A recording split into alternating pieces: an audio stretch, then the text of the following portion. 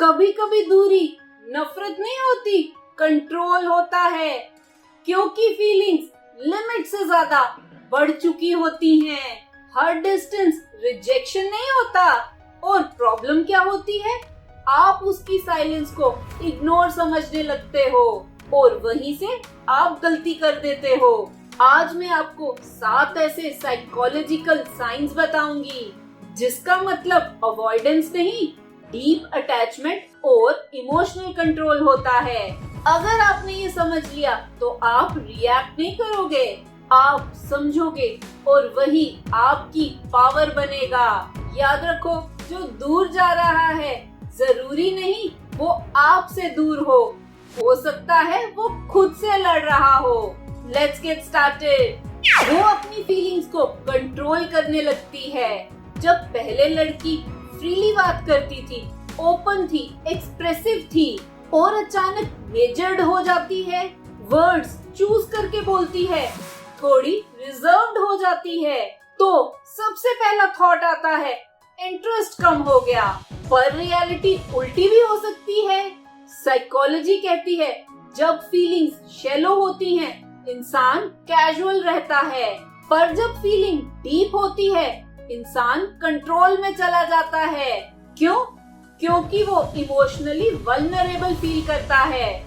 उसे डर होता है मैं ज्यादा अटैच हो गई तो हर्ट हो जाऊंगी, इसलिए वो अपने आप को स्लो कर देती है, दूर जाने के लिए नहीं, खुद को संभालने के लिए।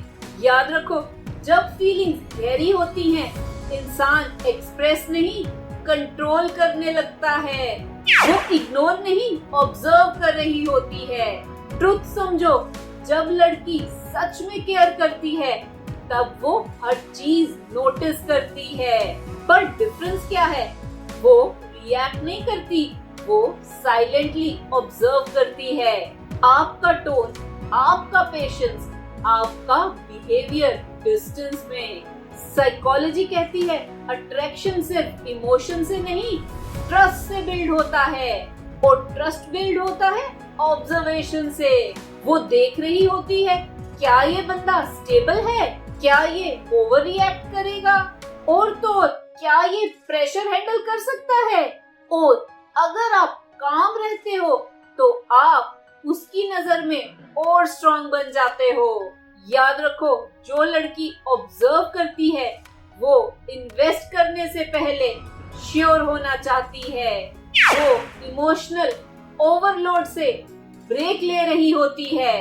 एक हार्ड ट्रूथ, लड़की जब अटैच होती है वो डीपली अटैच होती है, सरफेस लेवल नहीं, इमोशनल लेवल पर। और जब फीलिंग्स ज्यादा हो जाती हैं वो ओवरवेल्म फील करती है, उसका माइंड हैवी हो जाता है, उसे क्लैरिटी चाहिए होती है। साइकोलॉजी कहती है ह्यूमन ब्रेन ओवरलोड में डिस्टेंस लेता है ताकि इमोशंस को प्रोसेस कर सके, इसलिए वो थोड़ा पीछे हट जाती है, पनिशमेंट के लिए नहीं, बैलेंस के लिए। याद रखो, जो लड़की फील नहीं करती वो कभी दूर जाने की जरूरत ही महसूस नहीं करती। वो आपको नहीं, खुद को टेस्ट कर रही होती है। लोग बोलते हैं वो तुम्हें टेस्ट कर रही है, पर डीप रियलिटी क्या है? वो खुद को टेस्ट कर रही होती है। वो अपने आप को पूछ रही होती है, क्या मैं इस इंसान के साथ सेफ फील करती हूँ? क्या मैं इसके साथ इमोशनली स्टेबल रह पाऊंगी? साइकोलॉजी कहती है लॉन्ग टर्म अटैचमेंट में डिसीजन इमोशनल नहीं, थॉटफुल होता है, इसलिए वो स्लो हो जाती है। और अगर आप उसके स्पेस को रिस्पेक्ट करते हो तब आप उसके माइंड में मैच्योर कैटेगरी में चले जाते हो।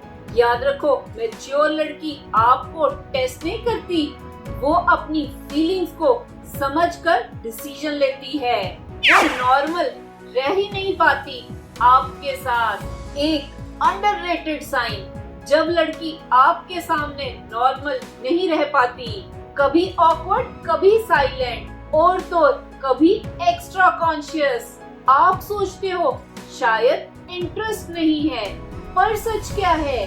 साइकोलॉजी कहती है जब कोई इंसान इमोशनली इम्पैक्ट करता है तो नर्वस सिस्टम रिएक्ट करता है, हार्ट रेट बढ़ता है, थॉट्स स्कैटर होते हैं और वो नेचुरल नहीं रह पाती। जो लड़की इंडिफरेंट होती है वो बिल्कुल नॉर्मल होती है, पर जो अटैच होती है वो कंट्रोल्ड और केयरफुल हो जाती है। याद रखो, जहाँ इफेक्ट होता है वहाँ ईज नहीं होती, वहाँ अवेयरनेस होता है। वो दूर इसलिए है क्योंकि वो सीरियस हो गई है। ये थोड़ा डीप है। जब कोई लड़की किसी को सीरियस लेने लगती है वो फ्यूचर इमेजिन करने लगती है, और जब फ्यूचर इन्वॉल्व हो जाता है वो केयरलेस नहीं रह सकती। साइकोलॉजी कहती है long term thinking equal to cautious behaviour, इसलिए वो जल्दी डिसीजंस नहीं लेती, इम्पल्सिव नहीं होती, और तो और थोड़ा डिस्टेंस रखती है ताकि कोई गलती ना हो, क्योंकि उसके लिए ये सिर्फ मोमेंट नहीं मैटर बन चुका होता है। याद रखो, जहाँ सीरियसनेस आती है वहाँ स्पीड कम हो जाती है। अगर फीलिंग्स रियल हैं, वो वापस आएगी। सबसे इम्पोर्टेंट बात, अगर लड़की जेन्युइनली अटैच्ड है तो वो परमानेंटली डिसअपीयर नहीं होती, वो बस ब्रेक लेती है। साइकोलॉजी कहती है रियल कनेक्शन इजीली ब्रेक नहीं होता, वो पॉज होता है, एंड नहीं। और यहाँ आपका रियल टेस्ट है, क्या आप उस ब्रेक में डेस्परेट हो जाओगे या कंपोज्ड रहोगे।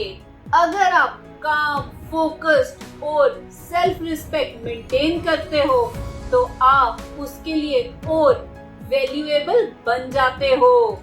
याद रखो, जो आपके लिए है वो आपको चेज करने पर मजबूर नहीं करेगा, वो खुद आपकी तरफ वापस आएगा।